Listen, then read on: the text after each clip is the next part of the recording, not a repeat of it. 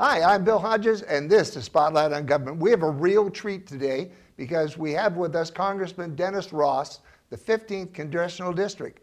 Congressman Ross, what a delight to have you. And thank you. It's an honor to be here. Your schedule had just been humongous in the last month or so. Well, the last couple of weeks were a little erratic and out of the ordinary for members of Congress with what we went through with the government shutdown and the debt ceiling. So being home was very rare, and having the opportunity to come today has worked out well with my schedule, and I'm grateful to be here. Let's talk about some of the things that relate specifically to the Tampa Bay area. One of the things you had mentioned earlier when we were talking was putting in a second channel. Yeah, so for example, our Tampa Port Authority has been incredible. We not only, of course, have the cruise ships, we're also a great cargo port. We've got a container port that's going in there now. With the opening of the Panama Canal, we're going to see a lot more commerce come this way. We have a great amount of land that's between us and Manatee County, including the Port of Manatee that all comprises the Tampa Port Authority. If we had two channels, an ingress and egress, we would be able to entertain more commerce coming in and out, create more jobs. It's a wonderful thing to do for this part of the country, and I think it's an opportunity, but getting the funding for it it just takes a while. And you were saying that that would have been one of the things that before earmarks correct. An was earmark, done away with. Just about would anything, have been an earmark. Oh yeah, just about anything that the Army Corps of Engineers or the Coast Guard or anybody that we require them to do has to be done by way of an earmark. And while earmarks in their name sound bad, so long as they're for essential government functions and it's vetted through the transparency process of hearings and public input, I think they're good. And I think that in this particular case, the investment into the Tampa Port would be something that would be very good, not only for the economy, but also for the United States in terms of our ability to increase our exports to other countries. You've had a very rough go of it the last couple of weeks, as we just mentioned. What kind of pressures did you face during this whole budget? Interesting, the pressures faced were as much from within my party as they were on the outside. And what I mean by that is that I was against a government shutdown. Let me tell you something. The funding for the Affordable Care Act, also known as Obamacare, was already set in place over 70% under mandatory spending. So come October 1st, there was no stopping the implementation of the health care law. Unfortunately, there were those in my party that created expectations that said, oh no, we can stop it, and now's our only chance to stop it. If you don't stop it, you're unpatriotic and you're doing wrong things.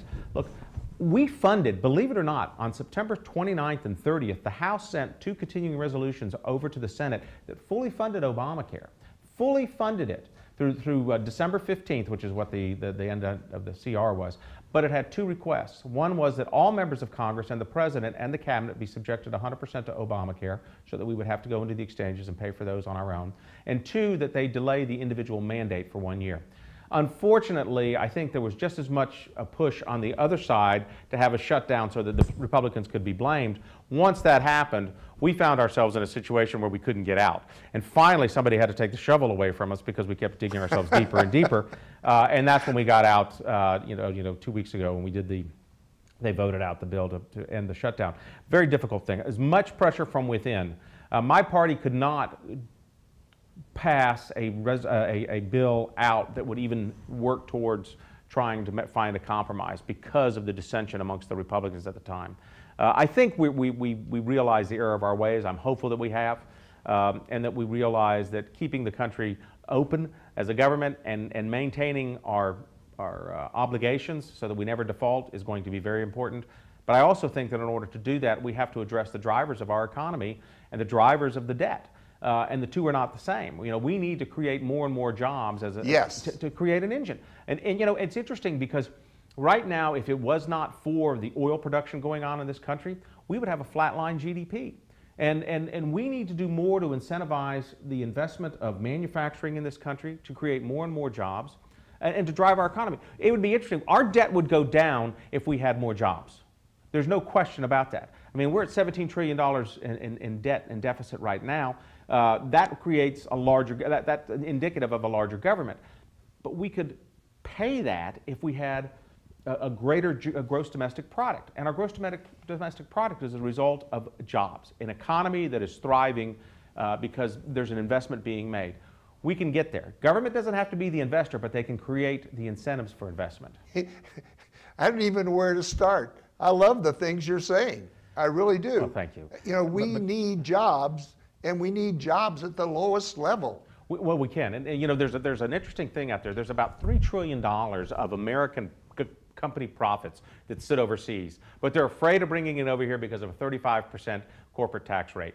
We ought to do a repatriation of those dollars. Let's reduce it. Let's reduce it to 20% tax. We put you know what, $600 billion in our treasury as a result of it, and then we've got $2.4 trillion of private capital that can be reinvested here. There are ways we can incentivize the investment of business in the United States. When you look at what happened over the last 10 years, when you saw companies going to Mexico, going to China, going to other countries because of the labor costs, because of the lack of regulation over there, they don't want to go over there because the government's better or because the environment's better. They go over there because it's cheaper. Cheap labor. It's cheap labor, but we are where businesses want to be. I mean, we are where they want to invest. Let's take advantage of that. We have secure borders. We have a great infrastructure. We do? Well, compared to some of these others, we got more people trying to get in our borders than trying to get out of them, as in other countries. But we've got very good infrastructure, relatively speaking, to the rest of the world. I mean, we could have much better infrastructure. Our bridges and our roads need. They say that something like half of our bridges are in need of repair. Oh, yeah. And what an investment that would be. Yes. The jobs we could create by doing that.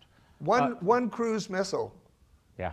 could put solar energy into most neighborhoods. Yeah. Well, the other thing is, you know, and there's a way to do that with private capital too. It's through tax-free bonds. I mean, quite frankly, if you wanted to be able to raise money to put into building bridges, putting in new sewer systems, new water systems, new electric grids, sell tax-free bonds.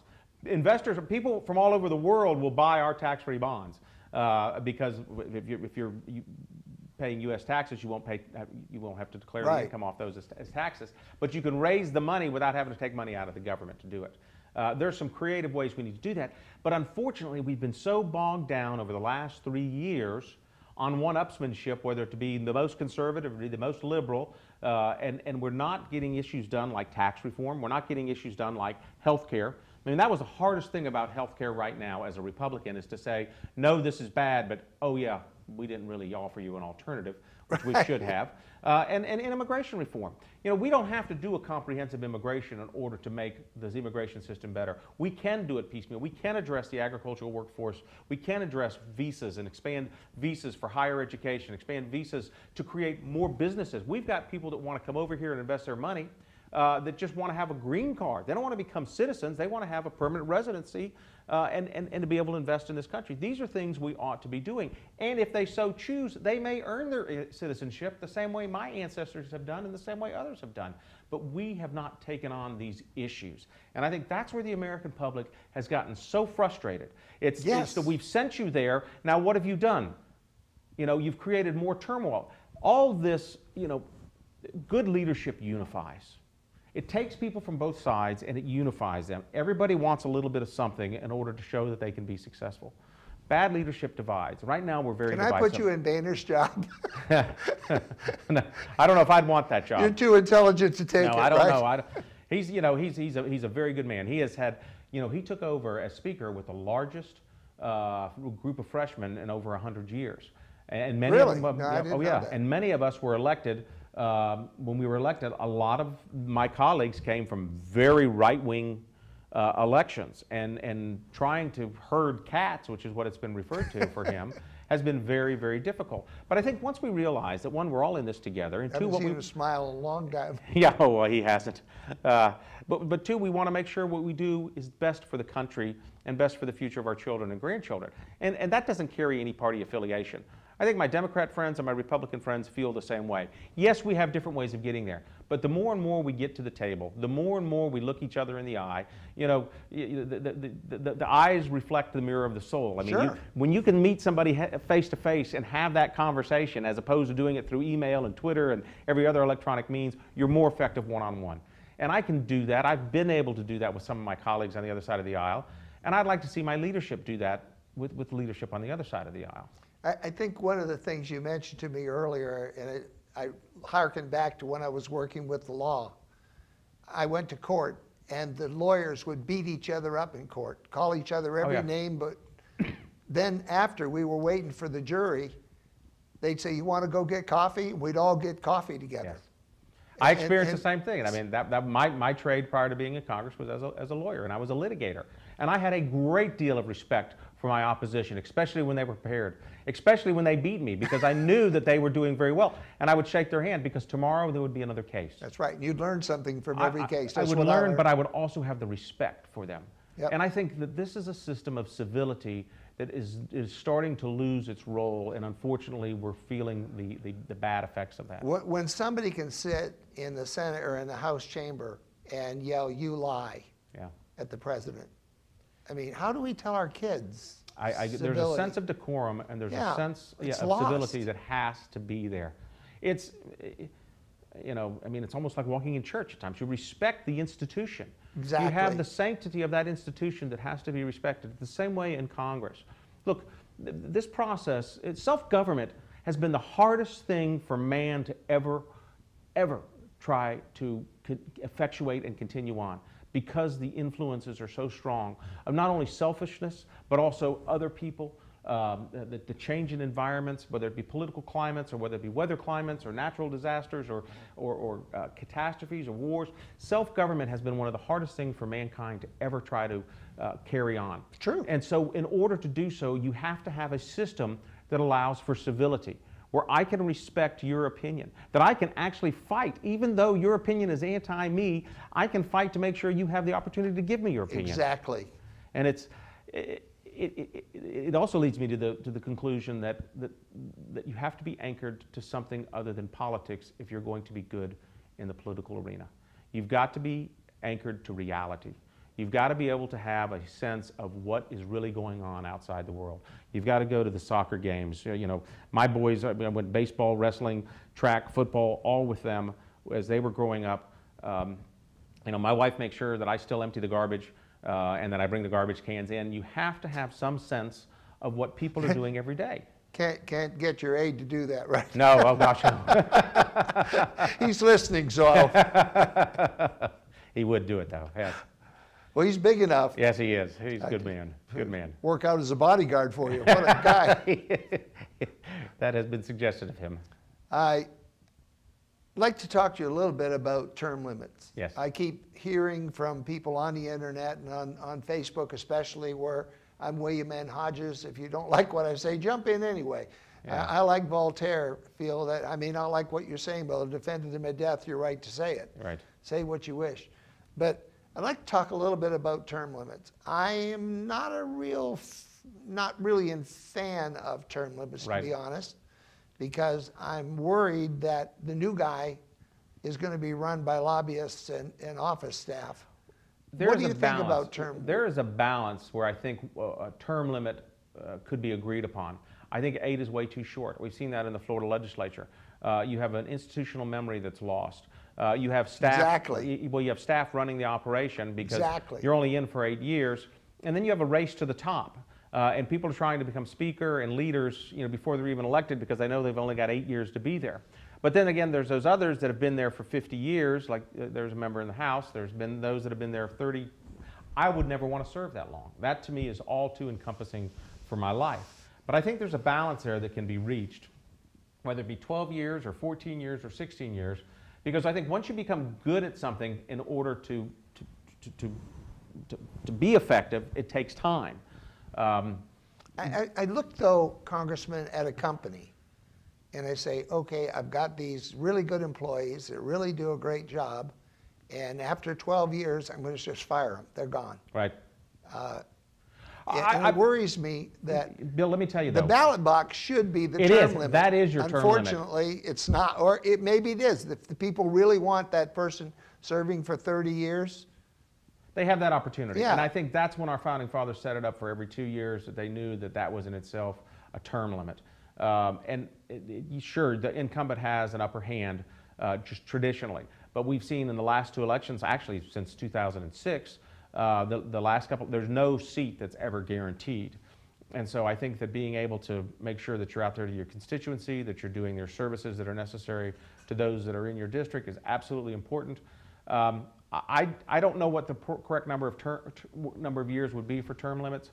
I don't think I'll ever have to deal with that in my situation, because even if I'm fortunate enough to serve, it would not be of such a time that would require term limits. Well, you've got some fine staff. Katie Hughes especially It's is. very good communication. Talk about staying on top of things. Very effective. I'm only as good as my staff, and thank goodness I've got them, because they really make me look good. What do you think about extending it from 2 years to a 4-year term rather than keeping it at 2 years? Seems to me you're always having to run and raise money. We're doing it constantly. The moment that we end an election, we start a new election. It's the one side, what I call the dark side of politics, is the fundraising aspect of it. You know, it takes, my first campaign, it took $1.1 million to raise in order to run a campaign. You're looking at in a fairly compact district. A very compact district, and that's at the lower end. I mean, there are some that, you know, $20 million is for a House district every 2 years. You have to spend most of your time raising money, and it's unfortunate, because I think it would be better spent if you were actually out there doing your constituent services. It is what it is.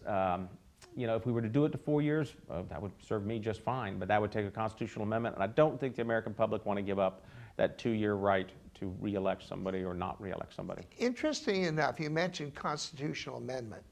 Yes. When you put up a constitutional amendment, that opens the entire Constitution, does it not? If you have a constitutional convention, right, the whole thing is open. Yes, if the individual states were to elect to have a constitutional convention, then then everything would be up for consideration as to what to amend the Constitution. Which would be really scary. It would be a little bit interesting, yes. I don't think it's been done ever. I don't know.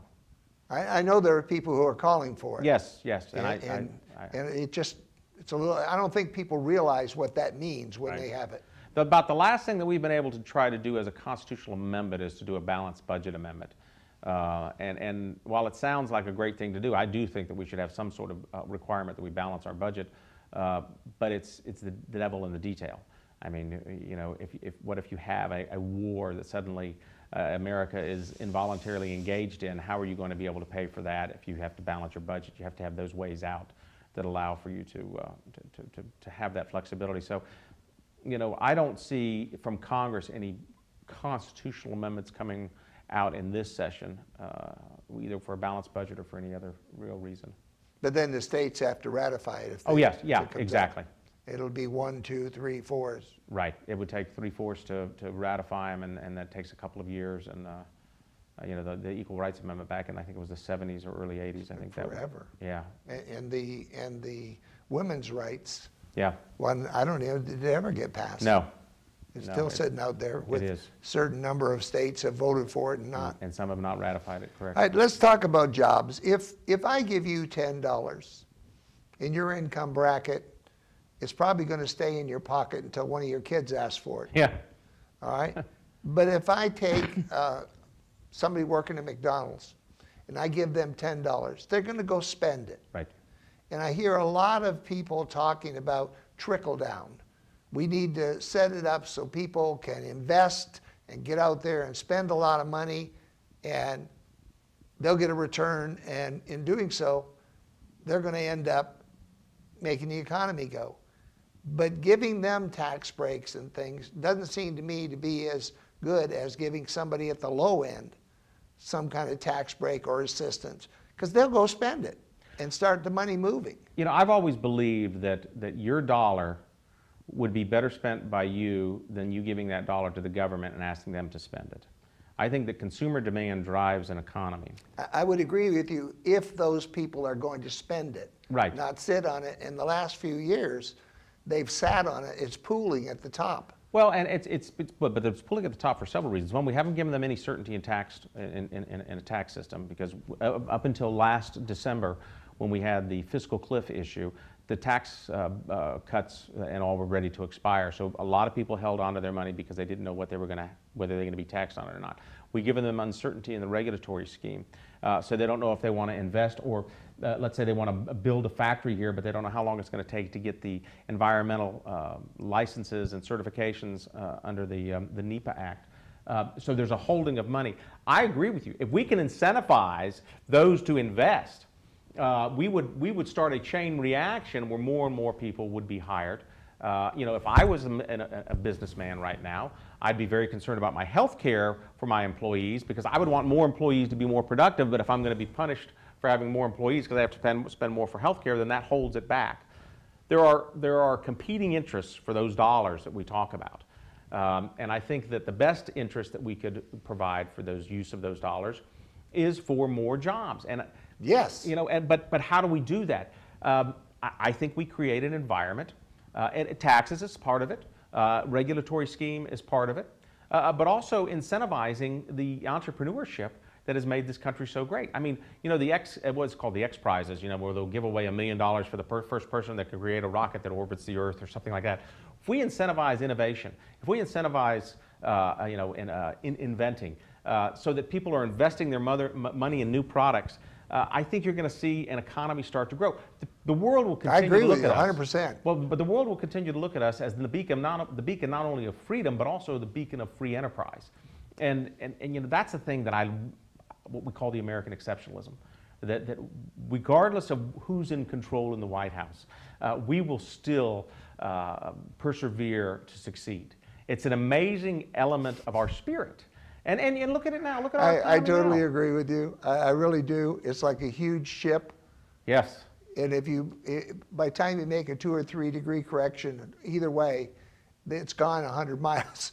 I mean, Oh yeah. This is an engine that's going and going and going. And only, which one of the presidents, somebody said that the United States will never fall from gunboats, Chinese gunboats coming up the Mississippi. It'll fall from internal. Yes. And that's what worries me, is this divisiveness that I see now, this real animosity. And people like yourself must take a real beating. You know, because you're more moderate. You know, a lot of people disagree with you and say I'm an ultra-wing right-wing conservative. Whoops, I'm sorry, I guess I shouldn't use the term describe. Oh, no. I've never considered myself a fanatic. I've never considered myself extremist, either right or left. I've always considered myself fairly average. My mom was a lifelong Democrat, my dad was a lifelong Republican. I have brothers and sisters that are of both political persuasions. We all get along fine. It's amazing that we all still see and talk to each other and don't get vigilant over our political views. Oh, my son is a hardcore conservative. I mean, real hardcore. I just don't even look at his Facebook posts anymore. I don't look at mine anymore, no. But I think that there's a sense of reason that has to be reached, no matter who you are or what you're doing, because of the influence that the role that you're serving in. Exactly. You're serving all the people. You are serving all the people. Not just some small constituency. Right. Now, granted, a small constituency may get you elected. Exactly. But once you raise your hand and take that oath, you serve all. And that's a balancing act that requires, you know, a thick skin, because the people, you know, that half the people are going to hate you, half the people are going to love you, but you have to do what you were elected to do, and that's rely on your experience and wisdom to make the right decisions. You know, it's sad in America today. The city of Tampa, the last election had 22% of the total electorate that could have shown up to vote. Right. Of that, one person won, I think it was 12, or won 51 or 52, which would give him actually about 12 or 13% of the total electorate that put him in office. You know, ladies and gentlemen, if you don't like your government, you need to get off your butts and go out there and vote. Wouldn't you agree? Bill, we are not a system run by the majority, we're run by the minority. You Really? figure, of all the people that are out there eligible to vote, eligible to register to vote, half even register, and of the ones that are registered to vote, half of those even actually vote. So you've got 25% of the people dictating the results of an election. And the other 75% If we're lucky. yes. And the rest of everybody else is complaining without any right to, because they have failed to exercise their right to vote. And I find it difficult sometimes when I go to the polls and I have to vote for somebody I don't care for, but to not vote is not the way to go. I just think that that's a wrong decision. To be honest with you, going back to Reagan, I did vote for Reagan. I liked Reagan. Right. For those of you that don't, that's a shame. But I liked Reagan, all right? Reagan couldn't get elected today. No, he couldn't. I mean, there'd be no way in the world. But for the most part, I've held my nose and voted. Right.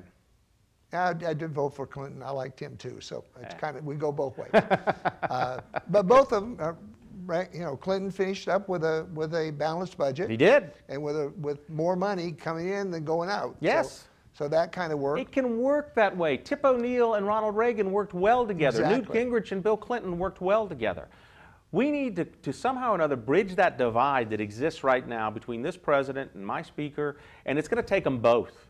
I mean, this president has got to become a unifying president and say, look, I need to bring everybody together. And Harry Reid's got to be at the table too.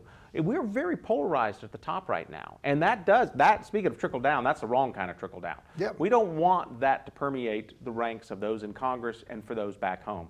We can get along. We do have to have, nobody has a monopoly on ideas regardless of your party. Good ideas come from both sides and from independents and from everyone. If, as Ronald Reagan said, there's nothing that man can't accomplish so long as he doesn't mind who gets the credit for it. And that's so true, you know, I mean. It's pretty well said that this president is not going to give on that one issue. Yeah. I mean, he's not going. I mean, he'll go to his grave with that Right. one issue. But there's so many more issues, as you pointed out. We can find Leave compromise that issue on, over here and negotiate on the rest of these. Bill, great example. For the first time ever, they estimate, the Congressional Budget Office estimates we're going to bring in $42 trillion over 10 years of revenues. $42 trillion, the most we've ever brought in over 10 years. Wow.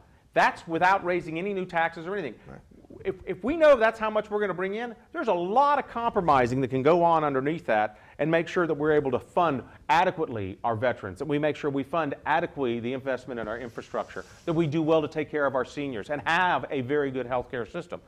The compromising can be done. We just all have to realize that this is what we're going to bring in. We understand that's a significant amount. Now let's start the compromising. I have enjoyed this so much Well, that I forgot to bring up the one issue. We've only got about a minute, and that's the VA. Yeah. I think that the government, they sent these kids off to war. They got them maimed. They got them hurt.